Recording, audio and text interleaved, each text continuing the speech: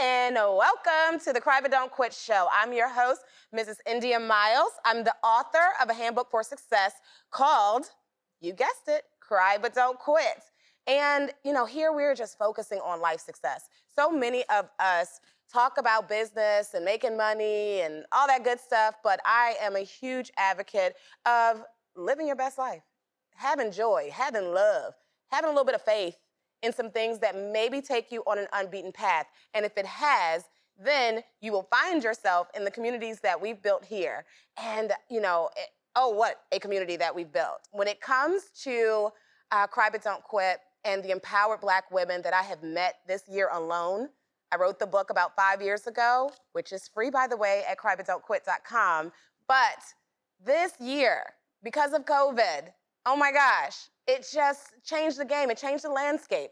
It blew up. It was so many people that were faced with so many unforeseen circumstances. And I'm about to bring you one. I'm about to bring you someone who is the master of reinventing herself. She is you. Her story is your story. She's gonna bring it all the way real. And right now she is stepping out and into a new career of being Virginia's leading real estate agent. So please, without further ado, let me welcome Miss Tonji Cooke, age 43 years old, who was a former master cosmetologist and salon owner. I started my career in cosmetology. I know that as a Black woman, that's how we make our money. That is a skill to have. That does not always mean we're passionate about it, but it teaches us so much about ourselves. So you're gonna hear that from this guest. She's also a mother of 2 girls who she's leading the way to, just like her mom led the way for her. The hardest woman I know, hardest woman that I've met in a long time, my fabulous hairstylist. So she's still operating in that gift, but she wants to bring it to you today and let you know how excited she is to be your realtor. She's also a proud grandma. She coached me in knowing how to say this. Proud grandma of one amazing son, Jason, who's 7 years old. He's proud that he's Glam's son, because when she comes on camera, you're gonna see what I'm talking about, all the glam. But without further ado, please allow me to introduce Miss Tonji Cooke. Hey, girl. Hey. Wow, who's that? Yes. Amazing. Thank you so much for being here. There's only 2 words that I have that describe you, sis. Resilient, determined. The resilience shows all over you. It's the way you carry yourself. Like you got the world on your back, but you got your chin out. And you like, look, ain't nothing gonna stop me. You are that empowered Black woman that's the Cry But Don't Quit brand. You're it. Not maybe where you wanna be, but the things that should have stopped you didn't. And that's what makes you real and relatable. And then the determination piece is you just give so many other women, myself included, permission to shine. This show would not have happened without you. Sitting in her chair saying, you know what, everybody not seeing the vision, sis, I don't think this is gonna happen. And she spoke life into me. So without further ado, please speak life into these women and let them know what is Cry But Don't Quit, because you embody it, you are it. Well, first I will start by saying you have to do it tired. You have to do it scared. Quitting is not an option. That is not a choice. It has to be done. Push through it. Not saying that is easy. It's really hard. And it was hard for me often. A lot of times I wanted to give up. A lot of times I wanted to quit, could not. I got these kids to take care of. I got these bills on my back. You have to. And that's what pushed me through. That's what I flipped into motivation. That's how I was able to endure. Yeah. So what I love about you is that you're doing what we call in the coaching industry as both anding. You're a cosmetologist and you are a realtor. And we're gonna get to that. We're gonna get to how that became what it was. But there's a backstory here. I have to start your story with that defining moment of when you lost your salon, when you trusted a sister, trusted a friend, invested your money, went out there, did what we're all talking about doing to be successful. You took that leap of faith. Not once, not twice. Every time you invest in yourself, you educate, you reinvent yourself. Speak to us about that failure, of losing your salon, your baby, and, you know, even losing your sister, the sisterhood that you had that you thought you had before you made that decision? Well, to begin with, I want to say um,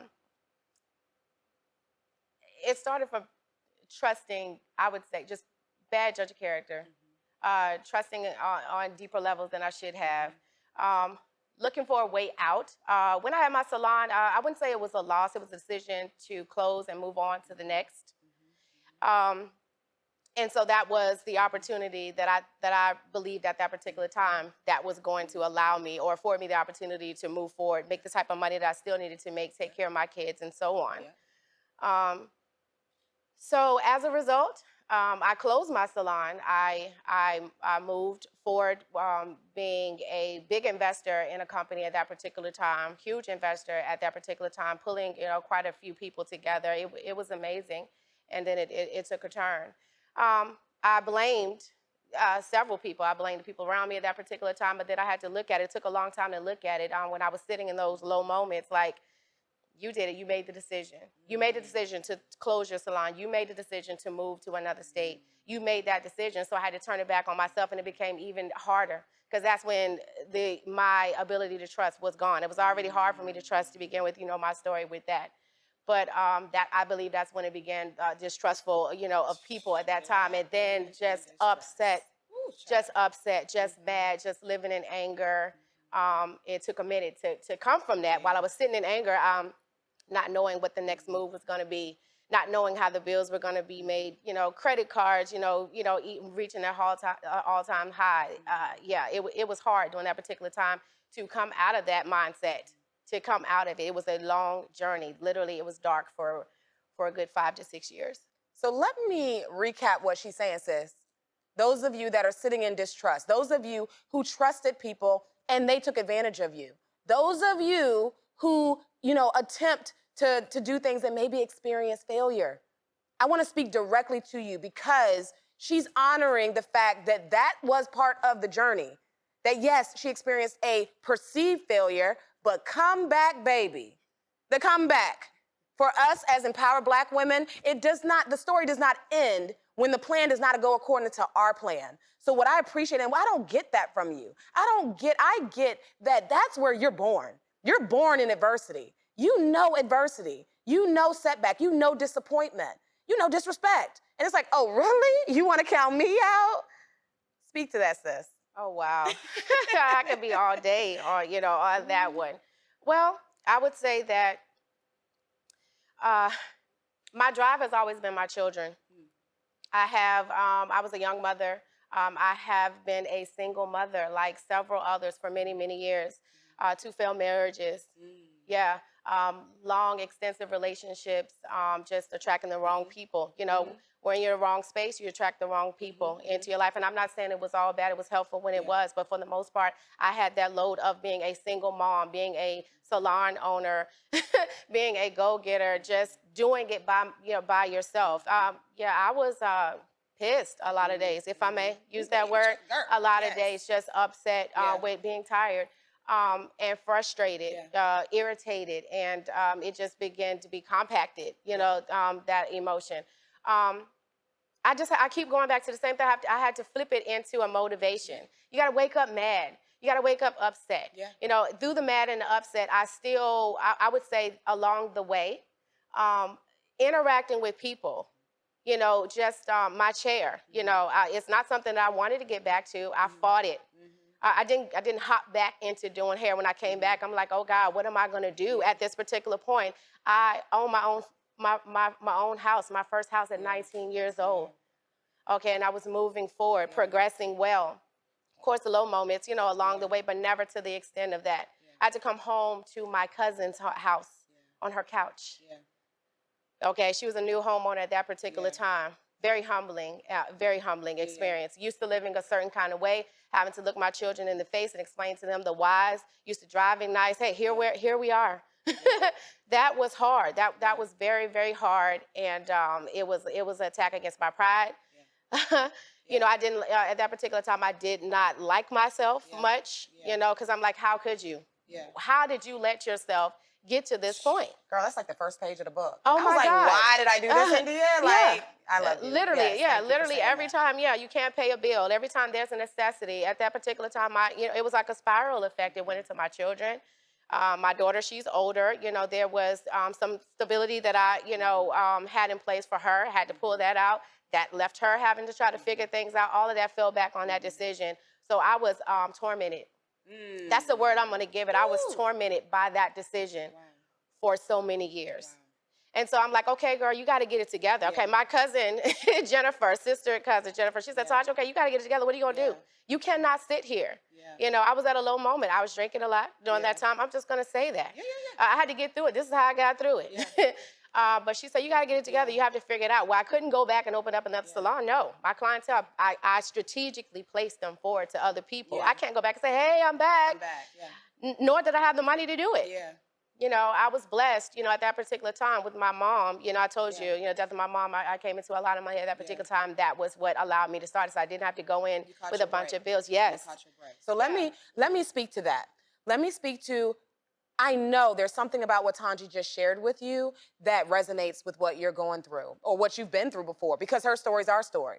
Exactly, like literally she does my hair. We're like, oh my, you too? Like, that's why we're here together. But that's not the full picture, ladies. That's not the full picture. And Tonji knows that, or knew that before she knew that.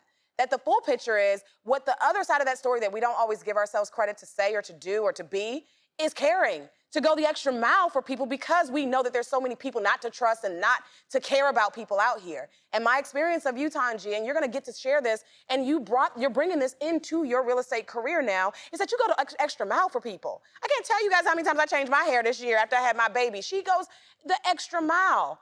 She does more than what's asked of her, above and beyond. And you do too. That's why your story gets to be her story. And the cry part of it gets to bring you into knowing that you have a choice before you. You either quit, roll over, die, stay in distrust, not just of other people, but you don't trust yourself. And that's what I've coached Tonji out of. Trust yourself again, sis. You did it. You did what most people wouldn't do. Give yourself credit. Pat yourself on the back and then go forward. Let's do it. So let's speak to how you're going the extra mile for your clients in real estate. So going the extra mile for people, I can't really speak on that from a real estate aspect unless I start with how it began. My love for people is real, it's deep, it's genuine.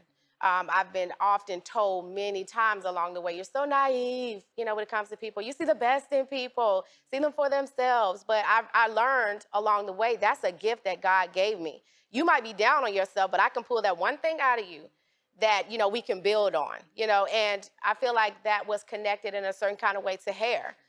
It is a self-esteem booster. It's that moment of a blissful point, to where, like, I don't care what's going on in your life. You turn around, see yourself in the mirror, it's like, oh, wow. Oh my God, I feel my self-esteem is there. I feel like I can do it. So to couple with that, going the extra mile, I want to make sure that your hair looks well, but also when you're in my chair, I want to make sure that, I'm touching you in some kind of way, the same way you're touching me back. That's a strength, I feel like. And it was empowering for me. It was impactful for me the same way I was impacting other people's lives. And I didn't, like I said, I didn't realize that was a gift. And so I transitioned that into sales. There was a quick moment, where I was trying to reinvent myself. I went into sales. I sold roofs. I sold siding. I sold credit card machines, decks, sell anything. And I found out I was good because it was my ability to be personal with people. It was really the personality. So many managers said, oh my God, Tonji, your personality, we cannot teach this. This is a gift of yours. And I heard it a number of times. And so when I transitioned into real estate, I feel like at that particular time, I kind of really had my mojo with people. I was just flowing with people. It was genuine. So it's easy to make the transition. I just started talking to people behind the chair. But the love for it started prior to that. When I was in my low moment, I'm like, okay, we got to figure this thing out. Sales worked for a little bit. Now it's not paying the bills. That resulted in, I mentioned, that I was in a low moment, bankruptcy. I couldn't hold everything together. The credit cards, what you gonna do now? The credit cards are done. I don't have the money. I gotta file bankruptcy. Coupled with eviction at the same time. I remember as I was at the salon one day, I told my best friend, Vita at the time, I said, Vita, they just repoed my car. while I was there. being evicted Been there. from my apartment at the same time. Now, okay, what to do next?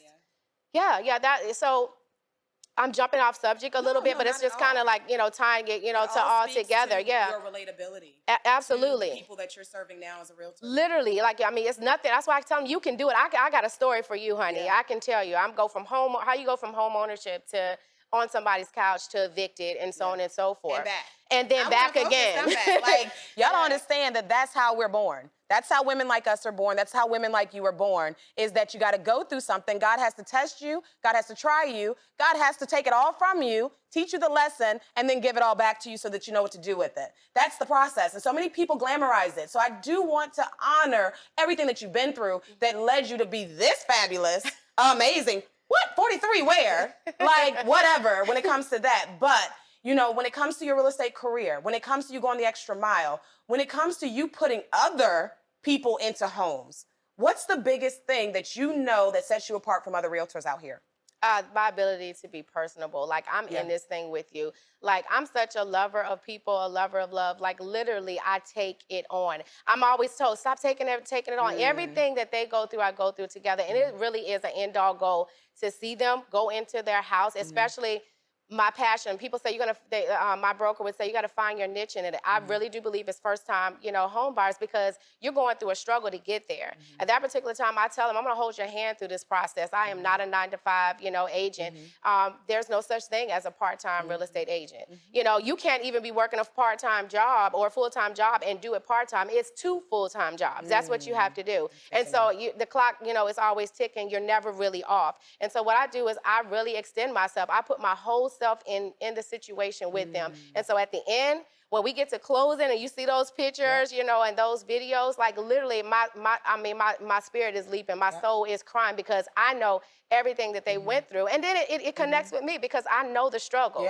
Credit, got to get your money together, so on and so forth. That's why you're there. Wow. So I really look at it like a vehicle, same as I did with hair, to not just help people get their goal, but it really is life impacting. It really is changing lives, and it's changing mine for the better each time. And I was going to speak to that. The last question that I had for you, and I know you ladies have some as well, so I can't wait to see some of the comments that y'all leave. But the biggest question or transition before you share how we can, stay in touch with you and just watch your journey is you said earlier that it was easy taking all like this cumulative life experience, adversity, trials, tribulations, and transitioning into real estate. But becoming a real estate agent was not easy. Oh, no. And I think some people just get this, they look at you, they see how hard you work, they see how determined you are, but we're on the Cry But Don't Quit show. We're talking about the real behind the scenes, not this part of it. So please speak to the test, the days, the support system, all that it required to get to where you are now and where you're trying to be as a realtor. Well, at the time when I decided that I was going to go into real estate, I was an assistant salon leader at Hair Cuttery at that particular time, which was where I had the opportunity to meet my best friend, who was the salon leader. And she became a great support system for me, like the cheerleader behind the cheerleader. Really, I have to say, I have to take a moment and say, if it wasn't for her and my cousin. Yeah. Don't let me cry. Ah!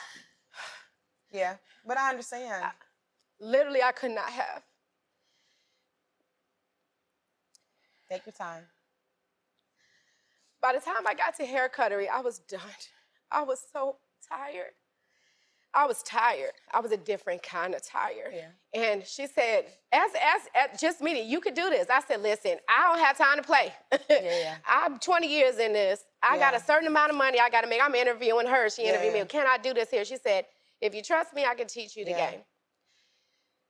With that, I had to be present a lot. I had to live in the salon. When I tell you open to close, 9 to 9, 7 days a week, house not kept. Kid, thank God that I got a child that's old enough to fend for herself. I had to live there. I quickly realized that I can't stay here because I'm 20 years in this. I've done this. Now I'm working at somebody else's salon. I have my own salon. Again, a hit against my pride. This is not it for me. I'm in my 40s. I can't be running the way I did was in my 20s. And at that particular time, I had finished real estate school, but I was battling with the test. And let me just tell you about that. The test is so hard. And I'm not saying that to discourage anybody. I'm saying that to encourage somebody because you really can do it. Now, when I said I was sun up to sundown, I was. But I had to go into study session after study session, went and failed it again 5 times. I'm like, okay, God, now what? Okay, this is the vehicle that's going to take me out of this. I know you're telling me to do this. At that particular time, I accidentally, was introduced to my tutor on Facebook, Miss Carol. I call her my angel. And she said, hey, Tonji, I'm out of Texas. We're an hour different. I can get you through it. You just got to trust me, so on and so forth. 10 o'clock at night, I'm getting off at 9 o'clock. I got to go straight into a study session, 2 hours worth, studying with her. Group sessions. She's tasking me to take so many exams through the day. I'm in between clients. When I tell you I had bags under my eyes as big as, I don't even know. Yeah. Texas. I was sleepwalking literally because, doing hair is very physical. So by day, it's physical. By night, it's mental. How am I able to retain this? I'm in my 40s. And then emotional with your kids and dating and all of that. Dating and all of that. All of that was happening at the same time, and it was extremely hard because my body is tired, but I have to wake my mind up. My mind has to be up to retain this information. Otherwise, I'm not gonna pass this test. So it was a series of that. But Miss Carol told me, she said, Tonji, you give me 3 weeks. 3 weeks of your life. I'm gonna get you through this test, and it's gonna be life changing. And when I tell you, when I think about it, it was. My Vita and in my ear, you could do it. Jennifer calling me, okay, what's going on with this test? At this particular, I gave up at one time, but I was like, you know what? She said 3 weeks. I'm big on goals. I'm gonna give her this 3 weeks. I'm gonna make it through. Finally, I go, like I said, sleepwalking and all. In that particular time, I pass it on state sides too, state and national. I'm sorry, I passed national at first, which is the biggest part of it. I was like, I'm not even upset. I got 1 pass. Went back and passed it a second time. But I'm telling you, I was exhausted in my body. I'm in my 40s. I call it a wordy business. I'm used to hands-on touching things. See it. With hair, we connect with touch. Yeah. I used to say it's very wordy. I don't know how I'm gonna get through all these words. It was extremely hard. Extremely hard. And I feel like it was one of the hardest things I ever had to do in my life because the world was on my shoulder at the same time. I'm listening to you, and I'm sitting here fighting tears myself because if you're not a Black woman, you don't understand how much everything can be stacked up against you at the same time. Whew. And you made it. That's what makes me emotional, is that you're here, holding it together. Got a million other to-do lists, both ending, laptop over here, cell phone over here, date over here, whatever. Y'all don't understand. Only we understand what it takes to be us. And I just can't be more proud of you. I can't be more happy that you have a best friend because it lets me remember the times I didn't have that. And all I wanted to see was women like us have space. Like, why does it have to be so hard all the time? Why can't we get a helping hand some of the time? Why we gotta juggle everything? So that's why we're doing this. And before I ruin my makeup, I just want you to share, and let me shut up. I want you to share, just how we stay in touch with you, how we keep your journey, how we can cheer you on, how we can pour back into you. Because like I said, this show would not have happened unless, I met you. I never had my hair done because I didn't trust people to cut my hair or to do my hair or whatever. But I decided this year I was going to treat myself. I had a whole baby. And I said, you know what? Going to a white salon, and they put me right with you. And we have become sisters, friends, colleagues. And now it makes sense. So this is a journey. We don't know how it's going to end. We just know we're on it. We're saying yes when others say no. So let us know, let them know how we can stay in touch with you and how we can see you keep evolving and keep walking into your destiny. Well, first, if I may say, you're coming in to the salon, that day. And I remember you saying, I don't trust people with my hair, my haircut, the color never wears and that. I was like, trust me. Remember I said that to you? Trust me, I can get you there. And I was confident in that, at that particular time, not knowing, I'm thinking that it was just going to be just about hair. And we had some exchange, some great moments. And you've spoken to me so many times which led me to, trusting you and your vision with Cry But Don't Quit, how impactful it was for me. We just don't need to. I have to say,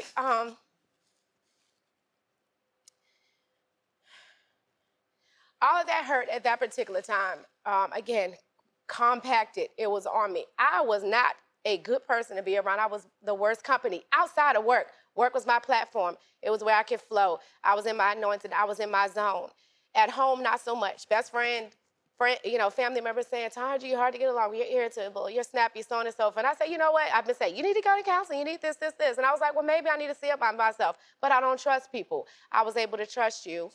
And I took that course, and it really helped me. It's continuing to help me. I just want to thank you for that, because I know how hard that was for you. You shared that with me to walk in your gift and your calling. Here we are as a result.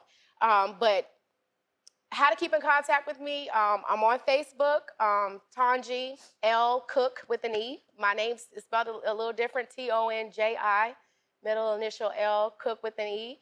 And on Instagram, Tonji Cooke, real estate _agent. And for those who are not on social media, my business number, 804-821-3380. All right, Tonji, I love you. And we going well. to the top tomorrow, together. I love you. Thank you so much for coming on and for sharing your journey and just your testimony. I know you're going to change lives. Thank you. You already are. I love you. Thank you, ladies, just for allowing us yet again to do another episode of Cry But Don't Quit. Yes, we got the cry part today, but we are not going to quit together. You have a story, and if you want to share it on this platform, if you want to share it to impact other lives, if you want to share it to share what it is that God is calling you to do and be when it comes to being successful in life, being happy with yourself, having peace with who you are and who you've been called to be, then this is the platform for you. That's what I'm creating. That's what I've been creating. And it's not always set well with people because they don't understand always why you're a little irritable. You're a little distrustful. You might have been through a few things that don't make you the most friendly. But that doesn't mean that your heart's not in the right place. And I just want to let you know that I love you, and so does God. And please just remember to cry but don't quit. Pick up a free copy of the handbook at crybutdon'tquit.com. You pay shipping and handling, and I have paid the price so that you don't have to. I love you, and God bless you. And you were made for it. Write it in a book, make them pay for it. Oh yeah, this is your story.